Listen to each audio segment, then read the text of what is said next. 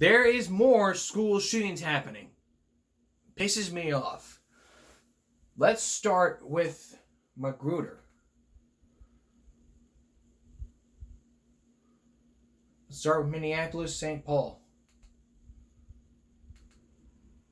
Let's start with Richfield. Police believe they have caught the people responsible for today's deadly school shooting. There's a memorial tonight outside of the South Education Center in Richfield. Someone opened fire at 2 students this afternoon near the front door of the school. One of the students died. The other is critically hurt. Our team has spent the day gathering information about what happened and who is involved. We'll start with Jennifer Merrily. She is near the school tonight. She joins us now. Jennifer? Frank, Amelia, police tell us they have 2 suspects in custody. We're told authorities executed 2 search warrants at locations in Minneapolis tonight. They recovered a gun. It is not yet known if it was the gun used in today's shooting. But this is the end of a tragic day for the community. Local and federal law enforcement on scene in Richfield after frantic calls into 911. There's 2 shots. The victims, 2 students outside the South Education Center. Police responded to the calls of shots fired. Officers arrived and discovered 2 students have been shot on the sidewalk outside of the school. Officers quickly determined that the suspects had fled the scene immediately after the shooting took place. Area schools on lockdown as a precaution. Police certain the suspects had left the area. The victims transported to Hennepin Healthcare in Minneapolis, where 1 died, the other in critical condition. Backpacks and other belongings seen left behind in the snow. Our hearts are with the families, students, and the community impacted by this horrendous and tragic event. The school has about 200 students, pre-K through 21, in special education and alternative learning programs. The superintendent of the district calling the shooting a tragedy. We expressed our deepest condolences to the families and friends of the victims. To us, there are students that come through our doors every day. We care for them, and this is a terrible tragedy and loss. Again, 2 suspects are in custody from today's shooting. Earlier, Attorney General Keith Ellison tweeted, "My office and I will support law enforcement and prosecutors every way we can in solving this crime and holding accountable those responsible." Frank, Amelia. All right, Jennifer, thank you. And again, it's gun violence. There's been another one.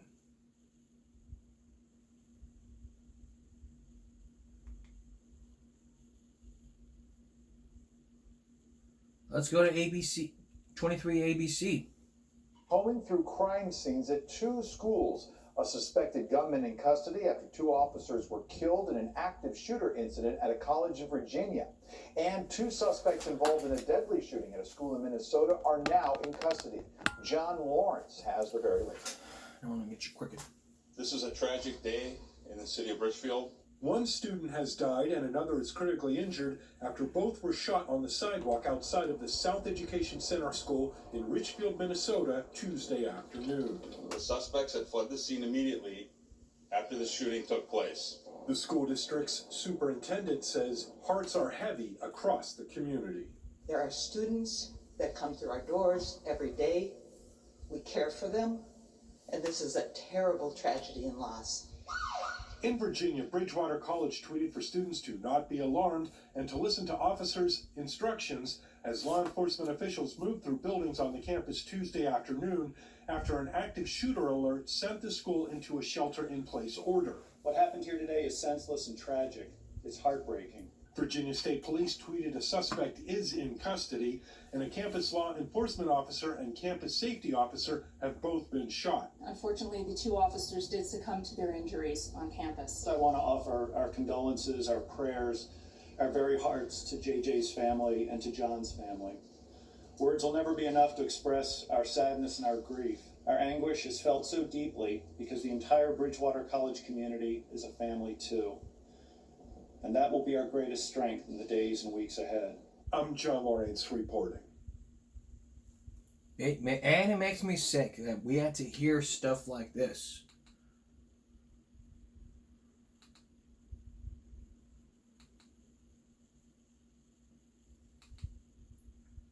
But there is good news. Magwater, there was a school shooting that happened like a week or two ago.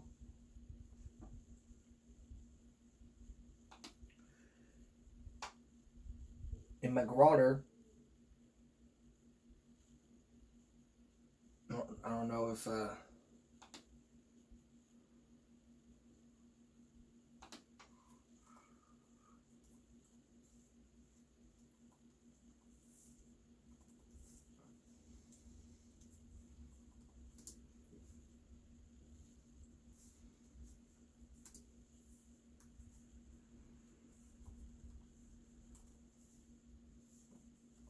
that happened, but just days ago, but 8 days ago, this suspect in that shooting was held without bond. So let's take a look at that before we go to break. Suspected shooter appeared in court for a bond hearing earlier today. He's Stephen Alston Jr. He is the one accused of shooting another student inside the high school there. Yeah, Bruce Leshan was at the hearing listening in and joins us live outside the courthouse in Rockville. And Bruce, we also learned a lot more about the suspect victim and how this all went down at that hearing earlier today, right? Yeah, Lorenzo, really shocking new details. But the most important thing, I think, to share with the community is really that we learned, according to prosecutors, as you mentioned, that this 15-year-old who was shot in the bathroom is still fighting for his life in critical condition. Is there anything you guys want to say? What's... Members of the 17-year-old suspect's family screaming, cursing, and making bizarre gestures at reporters after the hearing at district court in Rockville. Prosecutors say 11th grader Stephen Alston Jr. went to the boys' bathroom at Magruder High School Friday, planning a confrontation. That multiple witnesses watched him pull a loaded 9mm handgun from his waistband and point it right at the head of the 15-year-old victim. When the victim pushed it away, the prosecutors say Alston shot him in the pelvis. The new details released in court, but because of a new state law designed to protect juvenile defendants, the state's attorney could not talk about it outside. And you cannot say what this beef was about. I have no comment about that. But the prosecutor... Because of the state law. Change that law. Including the 15-year-old, Alston dismantled the gun and don't went to change the law. class. Police found him sheltering with several other students hours later, allegedly with 9 more rounds in a gun magazine shoved in his sock. The so-called ghost gun he allegedly bought in parts on the internet and assembled with a friend nearby. Kids can get them, kids can build them, and kids can use them.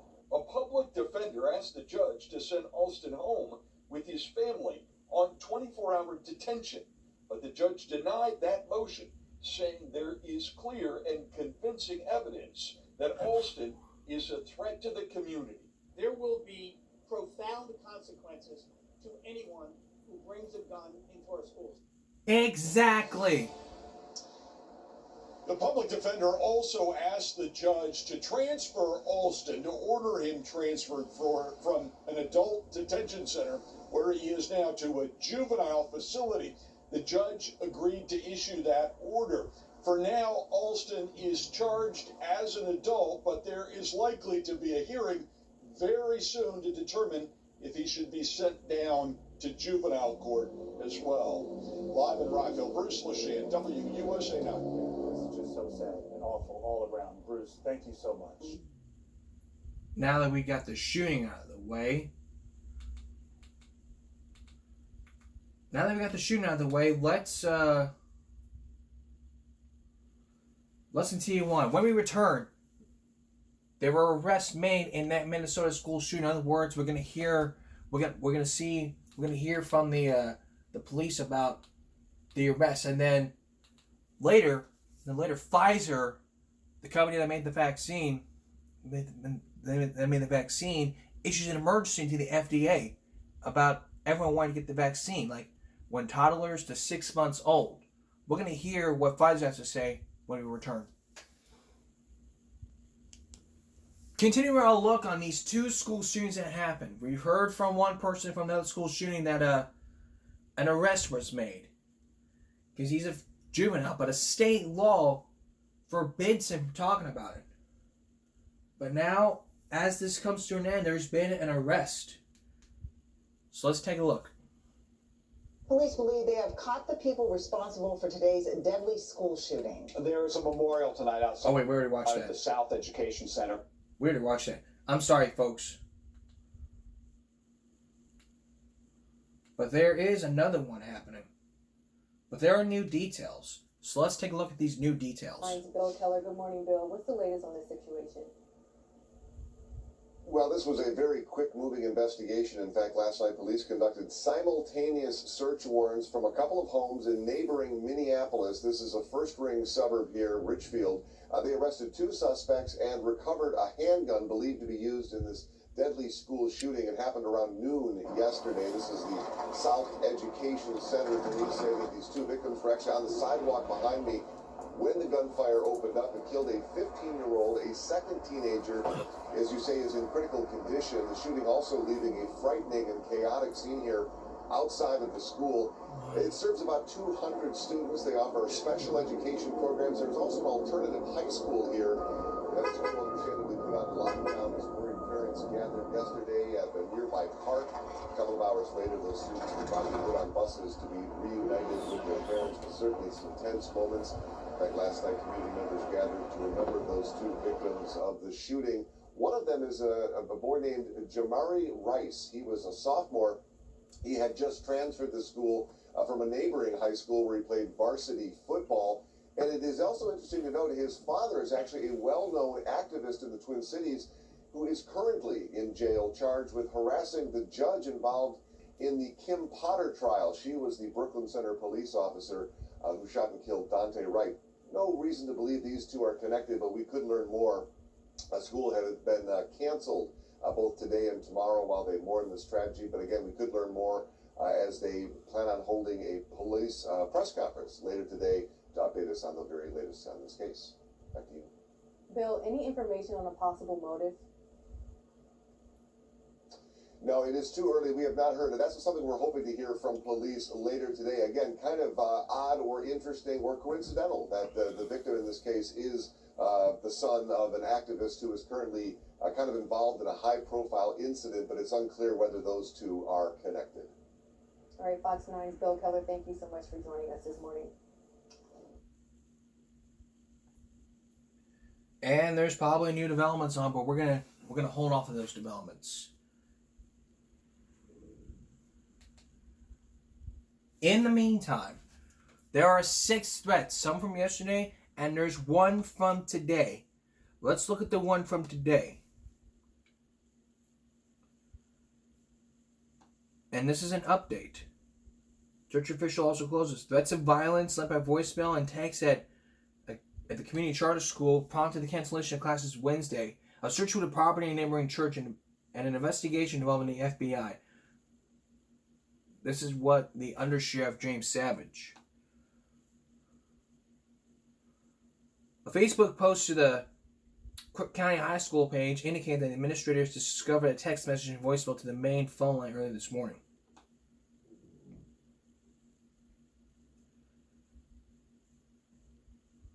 And coming up in a couple hours, we're going to hear, we're going to talk about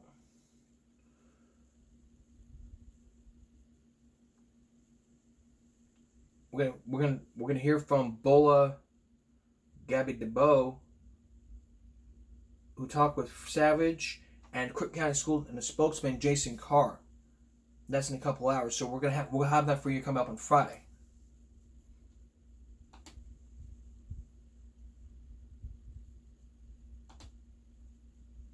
And there's another one just today, just a couple hours ago. A Palma student arrested in an alleged threat to shoot up 2 schools and said it was a joke. When we come back, we'll read you the article. Yesterday, as I was doing Give Me a Break Tuesday, there was more school threats happening. There was another school threat happening, including one from UCLA. We'll get to that in a minute. But just today, a Panama student was arrested and alleged to threat to shoot up 2 schools and said it was a joke. This week, a middle school student was arrested after allegedly threatening violence against 2 Panama campuses in a social media post told police that the attendant was a joke. The online post contained the threat to shoot up Marshall Middle School and Ganesha High School on Wednesday, according to the police department's new news release.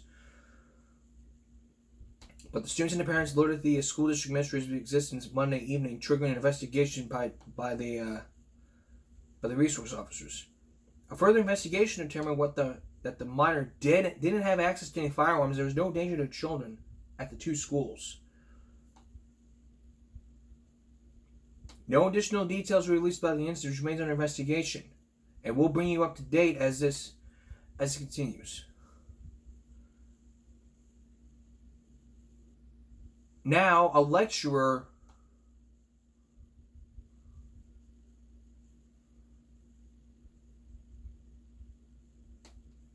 Now we go to UCLA, where a former instructor who made threats against school was taken to custody in Colorado. They announced yesterday afternoon a former instructor who allegedly posted an alarming video and sent home students and faculty a threatening email that was taken into custody in Boulder, Colorado. In a note to his students, the school said it will return to in-person learning Wednesday today after switching to remote instruction due to these threats. During a Tuesday afternoon conference, Boulder Police Chief Maris Harrell identified the suspect as Matthew Harris. The UCLA student newspaper reported he was the former lecturer and former postdoctoral researcher in the school's philosophy department. Harrell said Harris sent an 800-page manifesto with thousands of references to violence in UCLA. Police department said on Monday the department traced the incident to Boulder and alerted local authorities. After they received the threats, the school announced just before midnight on Monday that all classes will be held remotely Tuesday out of abundance of caution. That's what CBS Los Angeles reported. UCLA had gone back to in-person learning Monday after holding classes remotely due to the recent COVID-19 surge. And after that, that video has been taken down by YouTube, and we will never see what happens. If this video was still on, if I hadn't reported it yesterday, I would have shown that video to you, and I would have reported it out there, done it back here in the studio, and we would have showed it to you. How about this one? This is from KSN TV. McPherson High School student is arrested for suspicion of criminal threat at the high school. This was in Kansas. The police arrested a 15-year-old high school student yesterday after receiving reports he was threatening violence at McPherson High School. According to the authorities, threats were communicated via Snapchat that a student was going to commit violence using knives. In response to threats, the police department posted additional officers at the high school and the middle school. The suspect is prosecuted through the juvenile intake, and assessment taken was transported to the detention center, which is juvenile. The McPherson Police Department sent in a Facebook post that they take incidents such as this very seriously and ask anyone with information regarding this and other incidents to contact them. So if you live in that area, you need to contact the police immediately. If you have any information, let them know. Now moving on to Zachary High, where school officials investigating a reported threat at that high school. The school officials notified parents about a reported threat toward Zachary High School yesterday morning. A spokesman said the alert was sent to parents after the school received threats through social media. A photo circulating online Tuesday showed a post of Instagram threatening to shoot up the school. The school said the classes were going on as planned Tuesday, though the threat remained under investigation. Pisses me off. First of all, you're here to go to school. You're here to learn. Get your high school diploma. Get your education.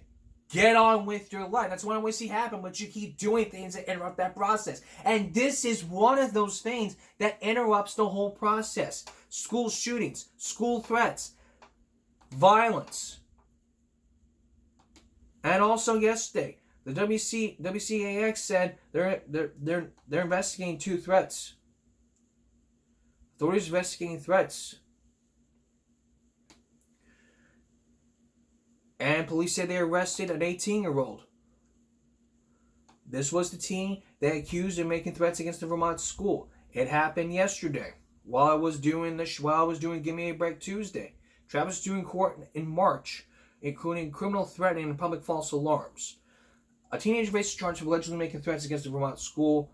The Lemony County Sheriff's Department says Omar Travis of Standard was arrested yesterday. Investigators say Monday around 6 p.m. they got credible threats made against the Union School District of Hyde Park. The threats were made through social media, through Instagram. And again, Travis is due in court in March on charges including criminal threatening and public false alarms. So when March comes and he goes in court, we'll have that story for you.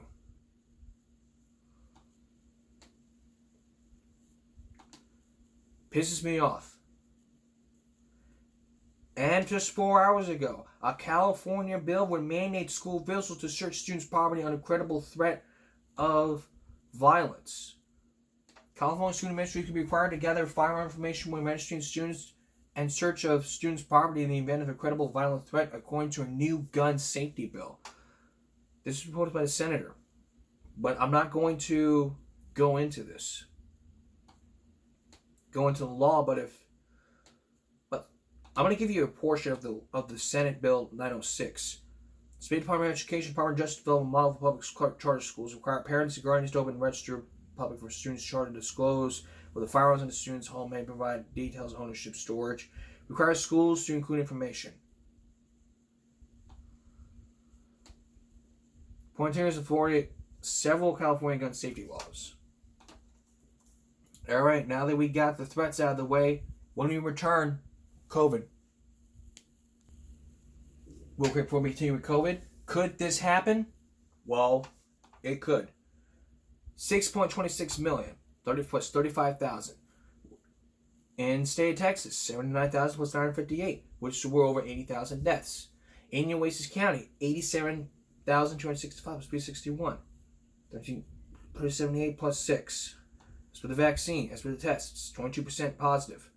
Hospitalizations, 24,000. And 59% have been fully vaccinated. 69.8% have at least one dose.